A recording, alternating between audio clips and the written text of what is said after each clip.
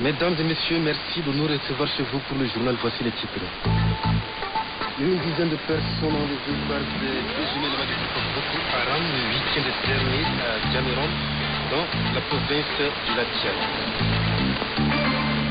22 840 candidats sur 25 458 ont été déclarés admis à la seconde session du baccalauréat tchadien de l'enseignement du second degré.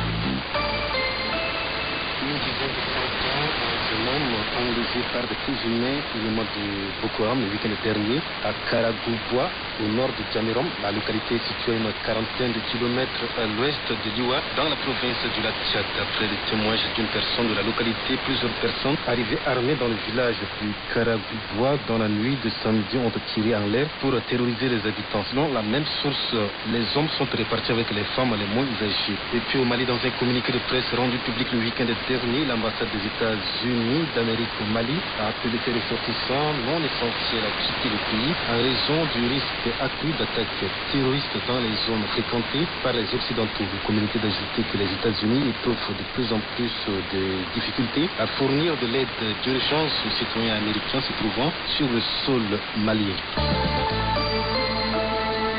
22 840 candidats sur 25 458 ont été déclarés admis à la seconde session du baccalauréat tchadien de l'enseignement du second degré. Les résultats ont été publiés le week-end dernier par l'Office national des examens de concours du supérieur ONEX. Le total des candidats admis est de 57 948, soit 99,18% du taux global de réussite. Dans la province du Lac, pour gérer les grandes vacances, les cours d'été sont organisés chaque année au collège francophone de Bol. Malheureusement, les filles n'y participent pas massivement, un fait qui suscite l'indignation du directeur administratif du dit collège. Du Moutete Nagurbay, Léopold s'est exprimé au micro de nos reporters qui séjournent dans la province.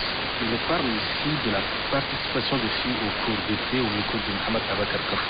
Généralement, pendant les vacances, les enseignants, n'est-ce pas, qui se retrouvent, n'est-ce pas, ils organisent les cours, n'est-ce pas, d'été.